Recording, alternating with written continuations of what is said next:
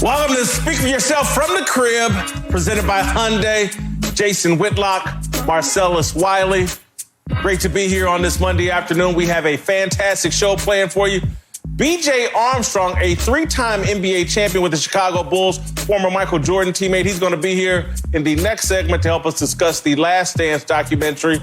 Also, former Patriots tight end Ben Watson. He's going to pull up, and we'll discuss Tom Brady and did he see the breakup of Belichick and Brady coming. All right, but let's begin with the terrific documentary that debuted last night on ESPN, Last Dance, and the Last Dance documentary about the 1997-1998 Chicago Bulls. That documentary is a diss track on then Bulls general manager Jerry Krause and team owner Jerry Reinsdorf. Yeah, in his 2-episode debut last night, Michael Jordan channeled his inner Drake and went back-to-back on Krause and Reinsdorf. Then Scottie Pippen joined in, and he channeled his inner hit-em-up, Tupac Shakur. I'm sorry. He channeled Ice Cube, his inner Ice Cube, and went completely no Vaseline. I'm glad Michael set it off. Used to be hard, now you're just wet and soft. And then finally, here comes Phil Jackson in to channel.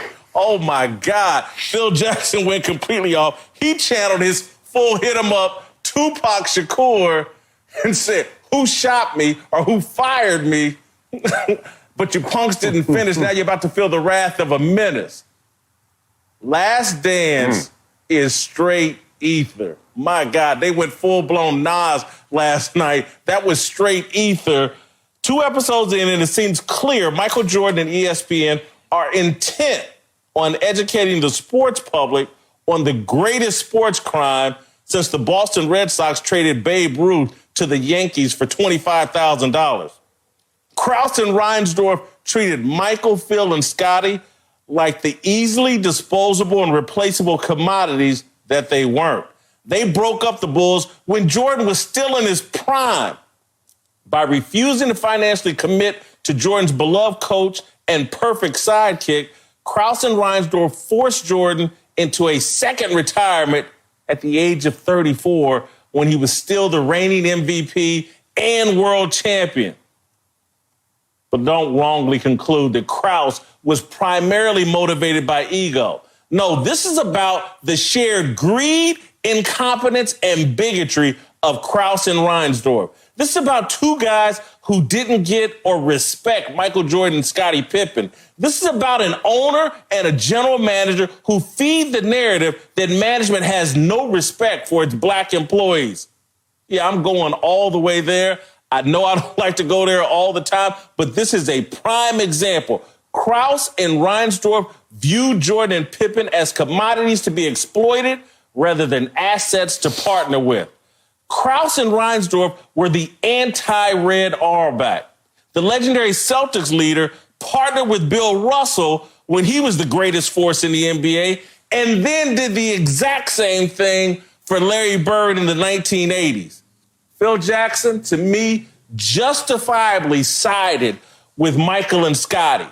Krause and Reinsdorf were unbothered that they were financially exploiting Scottie Pippen with a 7-year contract that paid him as the 126th highest paid player in the NBA. Scottie Pippen, it was made clear in this documentary, the dude was a country bumpkin from Arkansas, huge family to support, dad and brother both paralyzed. My God, he was naive. It was fear-based. He signed a bad contract. Any smart businessman, any respected sports franchise owner would have reworked that deal for Scottie Pippen and kept that dynasty rolling for 15 straight years. This was a crime. Krause and Reinsdorf destroyed one of the greatest dynasties in sports. They undermined Michael Jordan's passion for the game, forced this dude into a premature retirement at age 34. They stopped Michael Jordan from reaching his full potential. The Last Dance is an absolute tragedy. I can't wait to continue watching it. I hope they keep putting a clown suit on Krause and Reinsdorf. All right, Marcellus. I think I've said all I got to say on this. What was your takeaway from last night? Hey, you broke it down. I thought your Whitlock was going to be longer than the damn documentary. You kept going. You were going to every granular level, which, hey, it was such good theater that I'm glad you went there, and I will continue going there as well. The biggest takeaway for me is really looking at this dynasty and realizing, like you have seen with other dynasties, that destruction is around every corner, no matter how perfect it may seem, no matter how perfect the results may be. This took me back to looking at the Dallas Cowboys of the 90s or the Shaq and Kobe Lakers of the 2000s and realizing that no matter how dynastic you are, you don't need to work on team chemistry as much as you need to work on giving players credit. And that could be intra-team, player to player, or executive, front office to player, whatever that may mean, the egos, because these players are alpha males and they just want to be properly appreciated. And you saw in this documentary that there were some issues with that in terms of appreciation. Michael Jordan and his relationship with Krause, Scottie Pippen, even Michael Jordan, if you start to really peel it back, there are more than a few times Michael Jordan in the documentary pointed the finger at Scottie Pippen as doing the wrong thing, even though Scottie Pippen was only doing the right thing for himself. So team chemistry really comes to mind as well. Some lighthearted moments as well when Michael Jordan talked about the cocaine traveling circus. It took me back to my rookie year and almost to a beat. Our first road trip, I think it was to Seattle. I was a rookie, green, from Columbia. And I walked in a room and I didn't see the cocaine, but every other thing I saw, the women, the weed, and I probably didn't see the cocaine because I saw the women first and that was enough for me. It was the same thing. And I was just like, wow, this whole elevation to the next level doesn't just mean on the field, on the court. It meant in life as well. So it was so enjoyable to see it, to peel back the layers and to witness the depths of no matter how great things look on the surface, you got to deal with a lot of issues. Listen, I've heard other people analogize this to Kobe and Shaq and the Lakers and that breakup. I've seen people analogize it to the Dallas Cowboys and Jimmy Johnson and Jerry Jones. I just don't see the full analogy there because Krause and Reinsdorf were driven by greed and incompetence and really a lack of respect, in my view, for Michael Jordan and Scottie Pippen. Jerry Jones and Jimmy Johnson had a dispute. Shaq and Kobe had a dispute, and the Lakers didn't manage it well. Those things, to me, are understandable. But when you have the greatest dynasty going in sports, and you have someone like Michael Jordan, who all he wants to do is compete and win, you've got two guys, Pippen and Jordan, from great families. This is perfection. And I've heard people defend Jerry Krause or Reinsdorf. They told Pippen not to sign that contract. So what? After he signed it and then proved to you that he was more valuable than that, you've got to protect the dynasty and understand this was a kid that was naive, outside his realm of expertise, and signed a bad deal. Fix the deal. Keep the thing going. This dynasty is awesome to me. Krause and Reinsdorf, to me, are just like the Boston Red Sox trading away Babe Ruth. It's one of the dumbest things we've ever seen in sports. It so goes against what Red Auerbach did with Bill Russell, what Bob Kraft did with Tom Brady for 20 years, what Red Auerbach did for Larry Bird. When you have kids this special that have all these unique qualities and are all in on just playing the game and winning, you do anything to keep it together. You don't sit there. Reinsdorf said on TV, I never renegotiate a contract, or don't come see me about a contract. That's an arrogance and a level of stupidity I just don't get. They ruined something great. and need to. I'm glad they're being vilified by this documentary.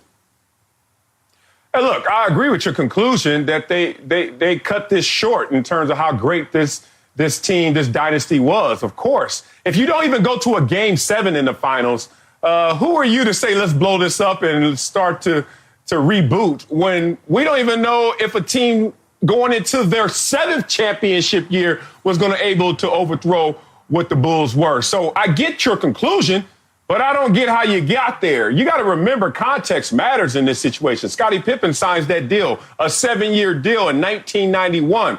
Just a few years removed off the NBA, coming off of tape delay. The money wasn't in the NBA just yet. Fewer than 10 players were making 8 figures when we're talking about this documentary. Fewer than 10 players. There wasn't money in the NBA like we see it now. So what happened in transition is that Cross and Reindorf realized, one, it's a lot more money here and a lot more money coming, but Scottie Pippen didn't realize that. And in any situation in life, ignorance is no excuse. I love you, Scottie Pippen, but sorry, brother, you being ignorant to what was coming or ignorant to what your value was is not on Cross and is not on Reinsdorf. And you got to also understand, when you are an executive, you did an amazing job when you got the second best player in the NBA to sign for $2.8 million a year. Like, don't put that on them. Put that on Scottie Pippen and unfortunate circumstances. I do see the parallels to the Cowboys. I see the parallels to the Lakers. This is all about once you have success, and this is the same thing that happens in general society. With luxury and success come many choices. And usually those many choices turn into complaints and turn into issues because you have an array of choices. You don't have to be in the situation or predicament you are. Even Michael Jordan stated that. I got choices, brother. Some of them may not be pretty. So for me, I see the parallels in all these dynasties that once they get comfortable and feel the luxury of their success, everybody start acting just a little different and things start to change. All right, we got to keep it moving. B.J. Armstrong is going to join us next. But my only point, they could have won 10 titles. They won 6. Michael Jordan could have played in Chicago for 15 uninterrupted years. All right, more Speak for Yourself from the Crib with B.J. Armstrong. Speak for Yourself, presented by Hyundai. More after this. Welcome back to Speak for Yourself from the Crib. Jason Whitlock, Marcellus Wiley. Speak for Yourself, brought to you by Hyundai. All right, let's move out to B.J. Armstrong's crib. B.J., of course, played in the first three-peat with the Chicago Bulls and Michael Jordan. Yeah. B.J., I'm sure you watched Last Dance last night. You just heard my opening monologue. I blame Jerry Krause and Jerry Reinsdorf for ruining the greatest dynasty, perhaps in sports history, undermining Michael Jordan's passion. Does the Bulls front office, does their management deserve all the blame for the end of this dynasty? Well, you know, the one thing I can say about Michael Jordan is nothing was going to deny him to achieving what he wanted to achieve. And that includes the Bulls front office, the league, or whomever. You know, the man just had an undeniable spirit about himself. It's easy to depict based on what we saw last night. But if anything, I will say this. Michael Jordan was going to do what was ever necessary. And certainly I can say without question, he was going to achieve and stop playing whenever he wanted to stop playing. And he did exactly what he wanted to do because he deserved that. And I think that he made that clear last night. And he was very evident about his passion and what he was going to bring to the game. Exactly. I don't think there's any stopping Michael Jordan. He would have found a different setting, different situation, coupled with another great player, and they would have had optimal results. It's just, you just saw a determination that jumped off the screen that was second to none. With that ability, that was just special. Are y'all both sitting here telling me that if Jerry Krause and Jerry Reinsdorf had treated Michael Jordan with the level of respect that his play deserved, that Michael Jordan wouldn't have continued to play after winning that 6th championship? BJ, you go first. Yes. Well, there was something in knowing Michael Jordan, and I worked with Jerry Krause. So I knew both. I worked in the front office for the Bulls, and I knew Michael Jordan. There was something that you have to know a little bit about Michael. Michael said, was the glass half full or was the glass half empty? And it was Michael's father, rest in peace, who said the following: if you want to get the best out of my son, just tell him what he can't do.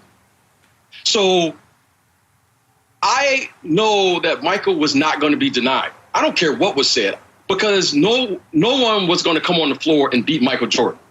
No one. And he was going to do what was ever necessary. And he was devoted to his sport. He was devoted to winning. He was devoted to the game. So whatever was going on, he was comfortable being uncomfortable and all of the drama, all of the things, all of the characters, because in the end, he was the lead character. He was the lead character. He knew it. We can say whatever we want to say. If you want to blame them, certainly. But you know what? No one beat Michael Jordan. No one. And until someone beat him on the court, then you know what? We can, you can say a lot of different things, but the man was unstoppable.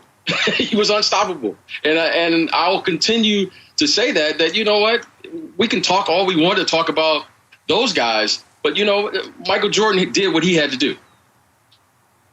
And I have a slightly different way of looking at it. I want you to put some respect on Jerry Krause's name when you start talking about it, Whitlock, because here's the thing about him. He's a necessary part of this. If you want to call it a necessary evil, so be it. But this chemistry, talking about player and executive, was so necessary for Michael Jordan. As you just mentioned, BJ, that his father knew his dynamic mentally, that, hey, you tell him he can't do something, he's going to be even more motivated to do it. That's one. So now you have a power structure of a good cop and bad cop out of Krause and Reinsdorf. And what happens? You get this dynamic where we're going to look at and polarize Krause for being the guy that we don't respect. But guess what? He played a necessary part in agitating Michael Jordan, not always giving in to Michael Jordan, not always kissing his feet at the altar of greatness. He had to be the one that had the thorn that was going to poke at Michael Jordan here and there. And it seems like, because Reinsdorf gets off clean. Hey, Scotty, don't sign this contract. Hey, I try to tell everybody what to do right. Come on, you sign off on everything. So Krause was just an intermediary to get to the final destination, which was this relationship, good cop, bad cop, between those two execs. I'm almost wondering if we watch two different broadcasts of Last Dance, because I'm not sure where y'all live in L.A. I don't know where. I got Spectrum. And so on Spectrum, I saw Michael Jordan on Spectrum Cable last night say, if there's no Phil Jackson, I don't want to play for anybody else. He made that crystal clear. These guys were so cheap, they didn't want to pay Phil Jackson. So petty, they didn't want to pay Phil Jackson after he won 5 championships. He got a 1-year deal for $6 million. And they announced before the season began, this is his final season. And the greatest thing we've seen in the NBA and the greatest thing we've seen in sports since Babe Ruth says he don't want to play for nobody else but Phil Jackson. But somehow, I can't blame Jerry Krause and Jerry Reinsdorf for this kind of lunacy. If you can't convince me that if they had reached some kind of long-term deal with Phil Jackson, and if they hadn't reached some kind of deal to keep Scottie Pippen, the guy said this is his favorite coach, and Scottie Pippen is his favorite teammate. This is a perfect match. They left Michael no choice but to retire at 34. Did y'all see this? Well, you could say that, but this is where you have to really look. Let's go back to Scottie Pippen. Scottie Pippen also had what wasn't said, and I don't want to be a spoiler here for the documentary moving forward, but Scottie Pippen had major back surgery early in his career. And I'm not talking like a little, anytime you have surgery, it's a major thing, but he had major back surgery. And I think that weighed heavily on his decision-making process. I don't know. I've never spoken to Scottie about it.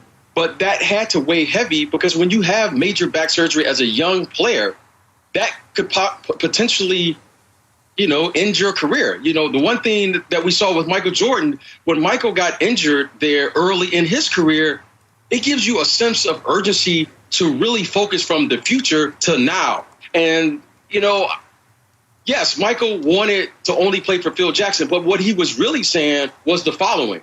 You know what? I'm playing in a system that I feel comfortable with, and I don't have time to start new relationships. I don't have time to find out what this guy can and can't do. I'm in the meat and potatoes of my career.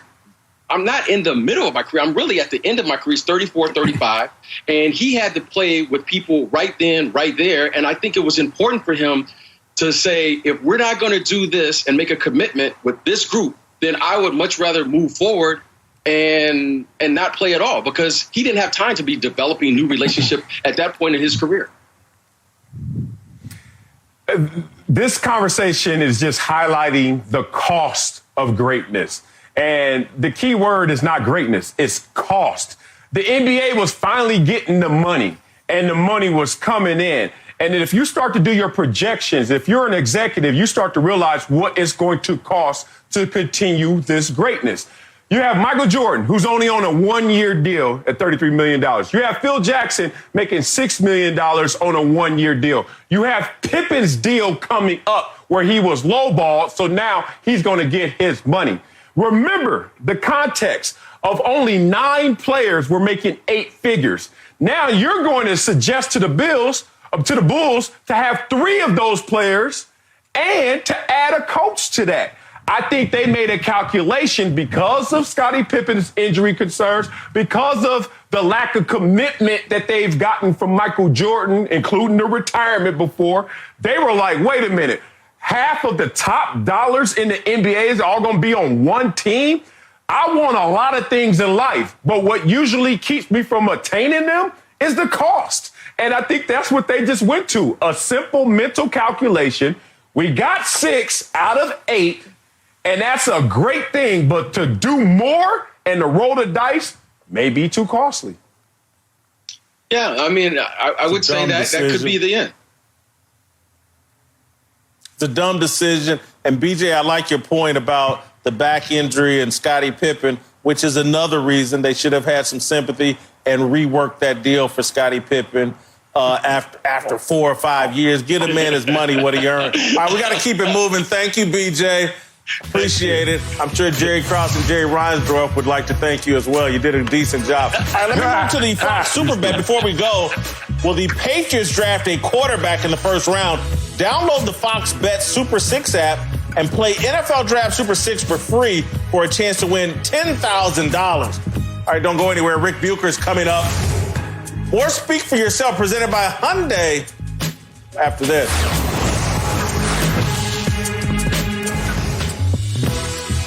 Welcome back to Speak for Yourself from the crib, presented by Hyundai. Jason Whitlock, Marcellus Wiley. All right, we're going to keep it rolling with talking about the Last Chance documentary on ESPN. It was fantastic, phenomenal. Can't wait to hear Rick Bucher's take, but you got to start with me and Marcellus's debate we've been having all show so far. I blame the Bulls management, Jerry Krause and Jerry Reinsdorf. I think this documentary, 2 episodes in, is putting a full clown suit on these guys. They look incompetent.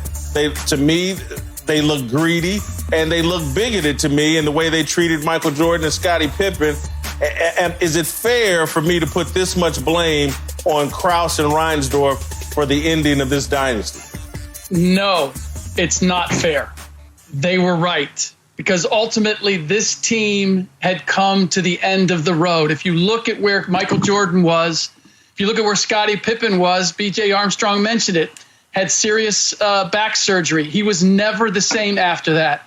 Ron Harper was in his 30s. Steve Kerr was in his 30s. Michael Jordan was 34. Dennis Rodman was 36.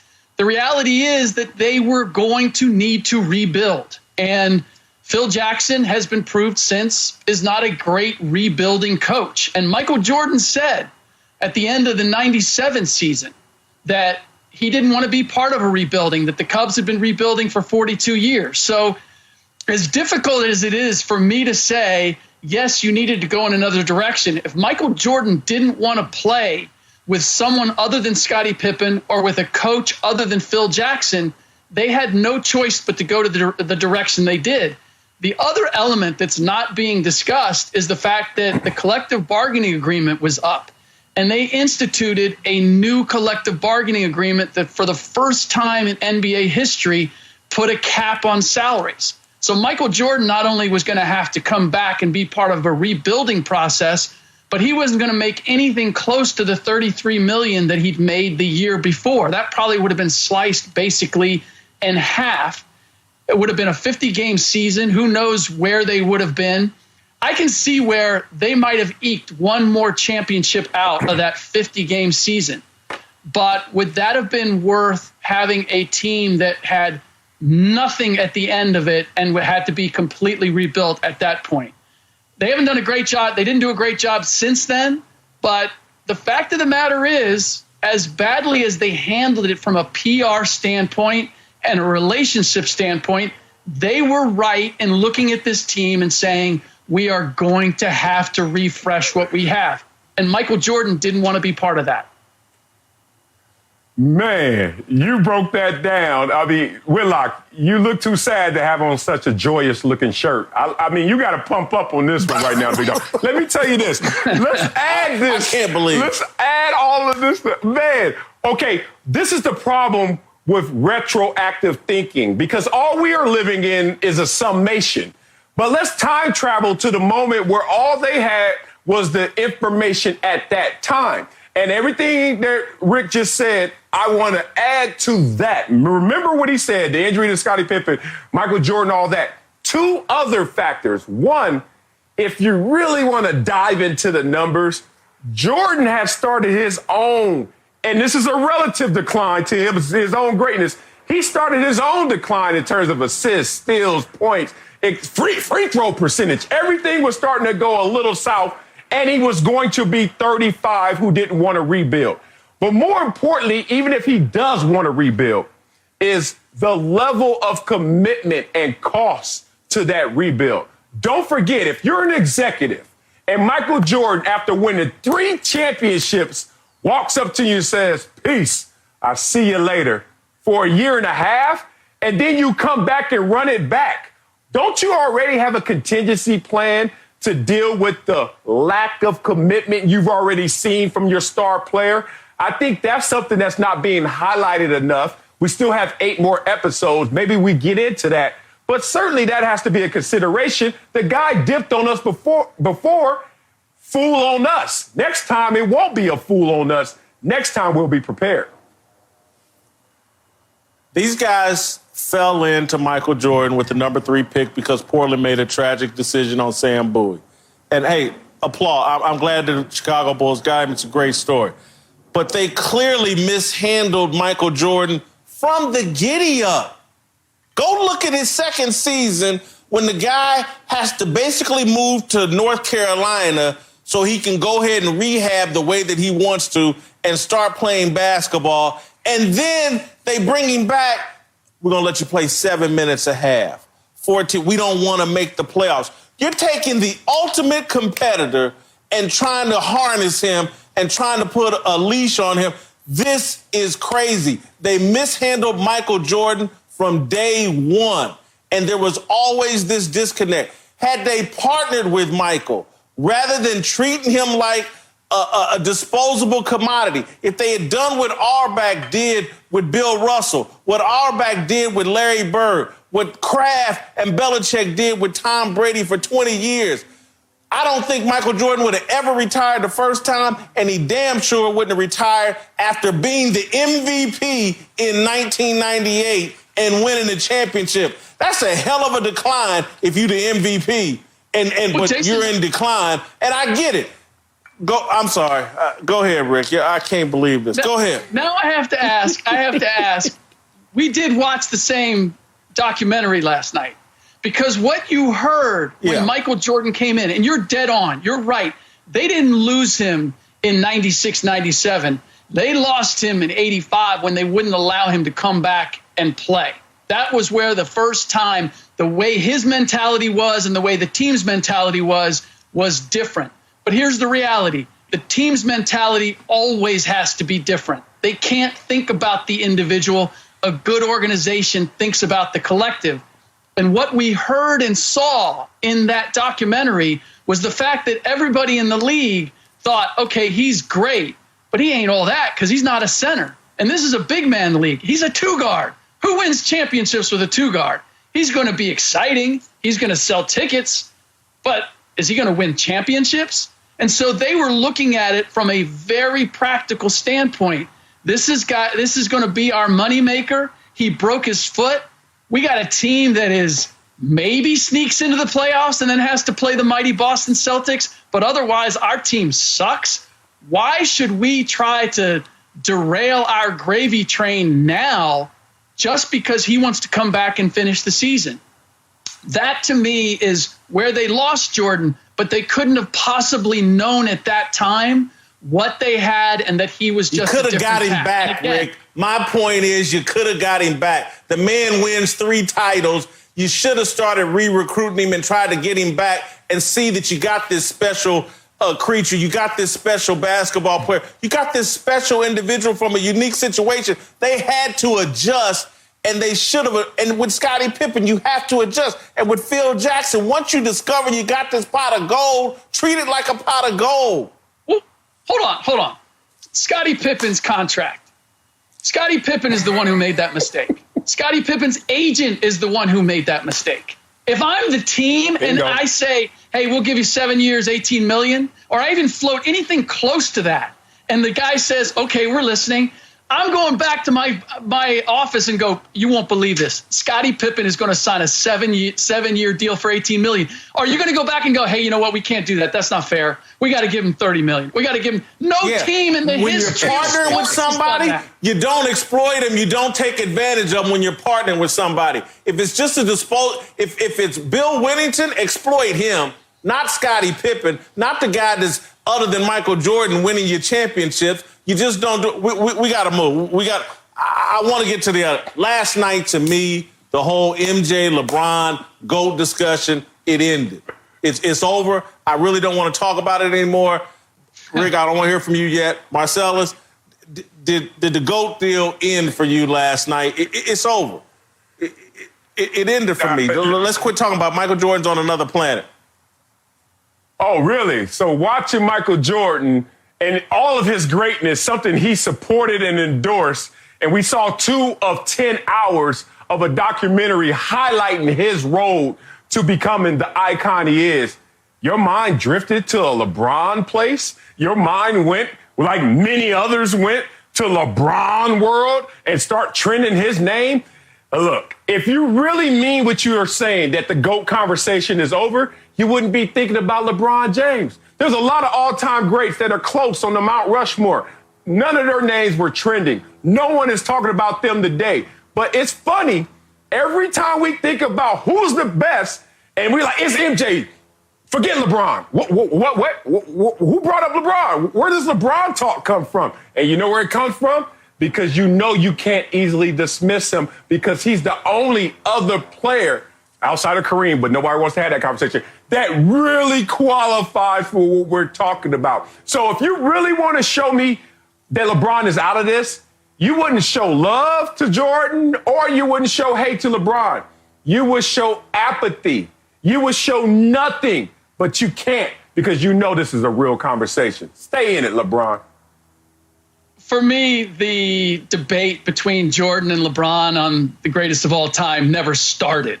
But certainly it didn't start for me because I knew what we're going to see and what we've seen in this documentary. So, yes, it ended the LeBron-Michael Jordan debate. But to your point, Marcellus, we're never going to stop debating who's the greatest of all time. That's going to continue. And so we are going to have Kareem Abdul-Jabbar. People are going to go back and they're going to say, okay, we need a 10-part documentary on Kareem Abdul-Jabbar. Let's go back and visit what he did and what he was able to do. And did we overlook him in this conversation? That's where this is going to go. The conversation about greatest of all time is never going to end. It's simply going to end as far as the LeBron-Michael Jordan debate. Okay, Rick, and that is my point because I do think you could have a Kareem argument. unless LeBron, he needed this championship this year, and then I might have considered it. But I'm just telling you, last night, there were things I forgot about Jordan. Well, I'm serious. I didn't realize it never factored. I remember the series against the Boston Celtics in 85-86, 85-86, I believe. I remember that shit. I didn't remember that was a 30-win team that just eked into the playoffs and had Orlando Woolridge, the ghost of George Gervin, Kyle Macy, Dave Corzine, and LeBron took him to Michael took him to double overtime with 63 points against the greatest team perhaps in NBA history, that Boston Celtics team. A lot of people make that argument. Michael took him to double overtime by himself. What? I'm just sorry. Okay, LeBron's hold on. not on that play. Hold on. We're watching a documentary that Michael Jordan signed off on everything, including the things that weren't flattering. He still saw some gain in those things. So if we saw a 10-part documentary on LeBron James where he signed off on everything, you think the discussion of GOAT will be over? If we saw LeBron golfing with his opponent the day before a playoff game, how would that look? Because I know how we criticize LeBron right now. We saw LeBron just, after winning championships, just disappear. How would that look in terms of his legacy? Like, these are the things that I hope you said you forgot them. Well, we're going to remind you, because this documentary is meant to highlight, only show great things of Michael Jordan. But for me, it actually makes me say, wow, if he played today, the athletes would be better. He would have to go against greater talent and volume. And all this quitting in the middle of it, and all this playing with your opponents in this soft league that we call now because everyone's a friend, that will look different for the Jordan of old. All right, we got to go. But Ben Watson's around the corner. We're going to talk some Patriots football. We may get back on this Last Dance conversation. Man, Ben Watson looks like a damn quarterback right now. You done lost all this weight. This was a tight end. All right, Ben Watson from his crib, looking in great shape, almost as good as me. All right, speak for yourself from the crib, presented to you by Hyundai. That's my dog. All right, welcome back to Speak for Yourself from the crib. Time to pull up at former Patriots tight end Ben Watson's crib. Jason Whitlock, Marcellus Wiley with you on this Monday afternoon. Ben, welcome to the show, and let's get right to it. Could you sense this year any difference in the relationship between Tom Brady and Bill Belichick? Well, I wasn't there for a decade, obviously. I was there for 6 years, left for 10, and came back for one final. So my perspective is a little bit different. I think the relationship definitely eroded in some ways over the years. But again, they won championships. They had some high points and some low points. I think any relationship goes through its ups and downs. And so could I sense that the relationship was different than when I left? Yes, but not necessarily in a good way or a bad way. It didn't tell me or inform me that this was going to be his last year, no. You played 7 of your 16 seasons with the New England Patriots and for Bill Belichick. You think you could have played all 16 years for the Patriots? Is it as fun to play for the Patriots as other places? I needed to go. When I played my 6 years there, we had a contract dispute coming in, so I had a 6-year deal. That's another show. We can talk about that. I look back on my time there as a time of growth. Over those 6 years. And there was some great times and there were some times that weren't so great. I became a free agent and, the Patriots were tacitly interested, but I ended up going on and had a great time in a couple other places before coming back. So when I came back, I was in a different place mentally, physically, emotionally. And I really appreciated being there this year and kind of reconnecting with a lot of people. But as you've heard several times, it's a tough place to play. Coach Belichick demands the most of his players, but with that, he allows you to reach your fullest potential. He will make you a better football player, and kind of the older me really got to see that and appreciate that once I left being there. Now, Ben, how did the locker room respond, and specifically you, when everyone kept saying that Tom Brady needed weapons, and you were supposed to be one of those weapons? How did you guys take that? Well, you know how it is, man, with quarterbacks. You know, when a quarterback is successful, it's all the quarterback. When he's not, then he ain't got no weapon. So it's a team sport. I think that as skilled players, you don't take offense. You understand that, look, we got to go out there. We have to make plays. We're in this team together. There has to be something to talk about in media. They have a job too. They have to create a story, so that has to be something. But I didn't take offense. I looked at it as, look, I'm gonna go out there. I'm gonna play my best. I'm gonna prepare. I'm gonna make plays when I get the opportunity to do so. That's what I'm being paid to do, and that's what I'm going to do. He's now in Tampa. You look at the quote unquote weapons he has there. He's got big, strong receivers. He's got a tight end that's great.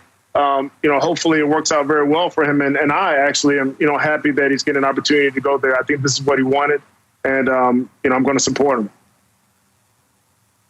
Now, you got a chance to see Jarrett Stidham every day in practice. What are your expectations of him going forward, since he won't have any weapons as well?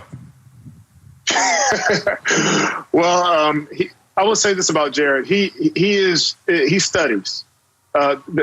Being in the league for 16 years, and you see a guy come in, especially a quarterback, you can see their demeanor. You can see how they take criticism. Quarterbacks have to be able to take criticism the right way. They also have to be able to take a lot of information and be able to give it to the players in a way for them to understand it. They have to be in tune in that way. I've seen that from Jarrett.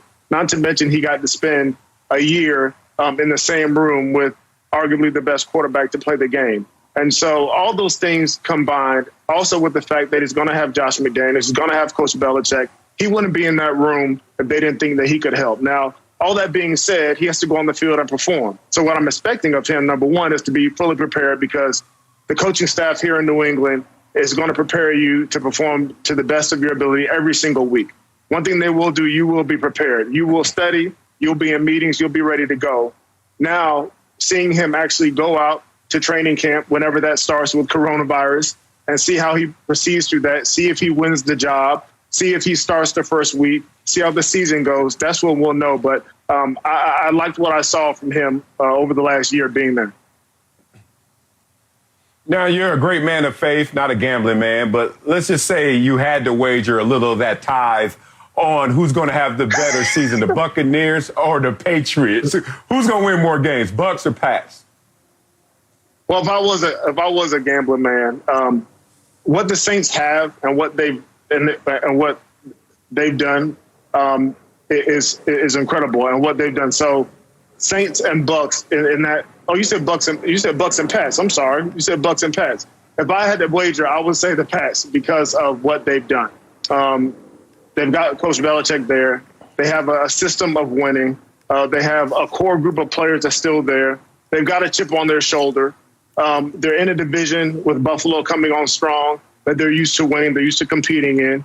I think they're going to be prepared with a game plan to go out and win. The Buccaneers, I think, are poised to win too, but they still got to deal with the Saints. And the Saints have been on a run. They've been on a streak. They've been going to playoffs. They've got Drew Brees. That's going to be tough for them to beat them twice. I do think it's going to be competitive, but I will tell you this. You talk about taking some of that tithe. I'll take some of that tithe to go pay for a ticket to go watch those Bucs and Saints play twice a year, because that's going to be an incredible game. Ben, we got very little time. I got to give you a second to say something beyond sports. What have you learned about yourself during this quarantine? And I'm sorry you only got about 30 seconds. I've learned about the importance of family. I knew about family. You showed that graphic earlier of me being a baby. I've got twin boys. I've got 5 other kids. There's 7 of us, 7 kids in this house. There's 9 of us when you count my wife. So we're in this thing together. But I've learned really the importance of family, how much our kids really do love each other. They argue, they fight. But the important dynamic of family, I hope, is something that we all bring out of this, and that we create some traditions that we will take as we leave this quarantine time. Thank you so much for joining us. Really appreciate it. Good luck in retirement. All right, Jason Whitlock, Marcellus Wiley. Speak for Yourself, presented by Hyundai. Uncle Jimmy's just around the corner. Welcome back to Speak for Yourself from the crib, presented by Hyundai. Jason Whitlock, Marcellus Wiley. All right, time to get out to Uncle Jimmy's crib.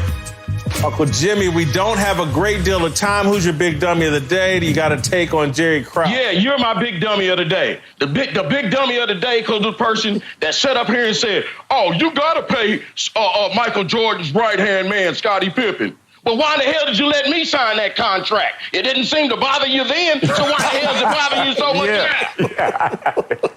Yeah, 7 years and $9. Jimmy. We're trying to Look here, let me explain something to you. I understand how Jerry Krause feels, okay?